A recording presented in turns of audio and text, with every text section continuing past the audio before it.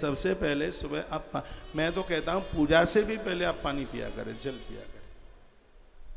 सुबह का पानी पेड़ों में भी फायदा करता है और सुबह का पानी ना आंतों में भी फायदा करता है।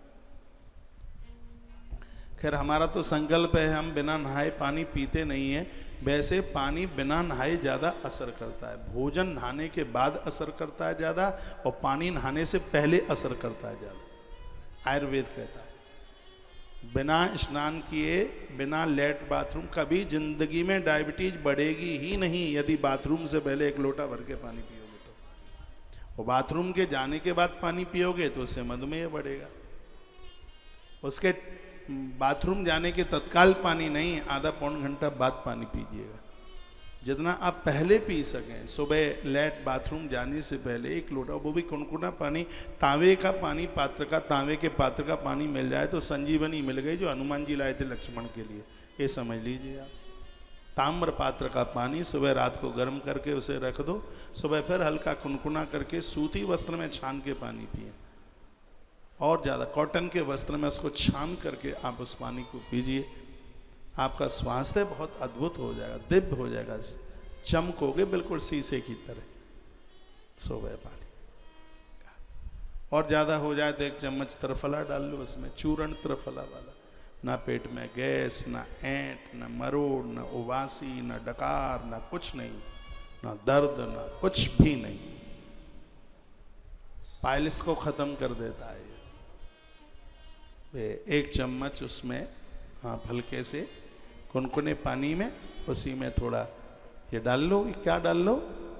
त्रिफला। त्रिफला में 3 चीज़ें होती हैं, हरड़ पीली वाली, और बहेड़ा, और आंवला। लेकिन ये ऐसे ही मत ले लेना, इसकी मात्रा होती है। वो चाहे जितना मिल गया उतना आपने ले लिया।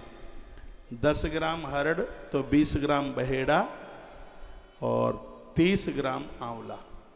ये इसका 1, 2, 3 इसको बनाने का एक तरीका होता है।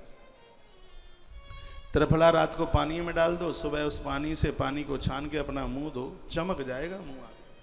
ये लीपा पोती 300-300, 400-400 रुपए के तुम ट्यूब लगाते रहते हो, मुंह पे मलते रहते हो, इन सब की जरूरत नहीं पड़ेगी। त्रिफला के पानी से बाल धो लीजिए। केसों का जो दुम होना है टूट दें, समय से पहले ये सब श्वेत हो जाते हैं, चांद गंजी हो रही है। त्रिफला तो बहुत फायदा करता है। ये तो वरदान है इस मृत्यु लोक का, धरती का। बहुत और भी कई उसके प्रभाव है। तो हाँ, मैं ये कह रहा था कि भगवान जागे तो राम, और आप जागते हैं तो चाय।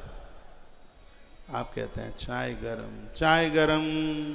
वो स्टेशन पर सुबह ही सुबह वो चिल्लाते हैं ना, रेल के डिब्बे में सुबह ही चढ़ के आ जाएंगे 4 बजे, 4:30 बजे, क्योंकि उनको पता है कि बिना पलीता लगाए तुम्हारा पेट भी तो खाली होता ही कहाँ है।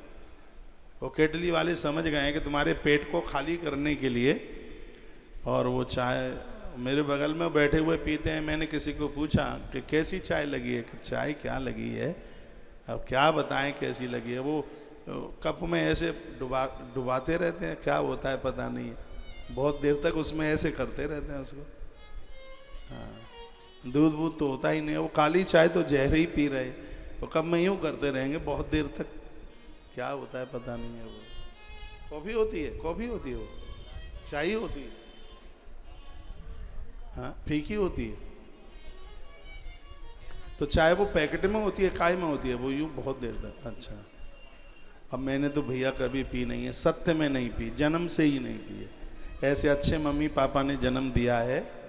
मैं तो करोड़ बार अपनी माँ को प्रणाम करता हूँ, जिसने छोटेपन में भी 1 चम्मच मुंह में चाय नहीं डाली, कभी डाली है नहीं। तो पता ही नहीं है, हमें तो स्वाद ही नहीं पता इस चाय का।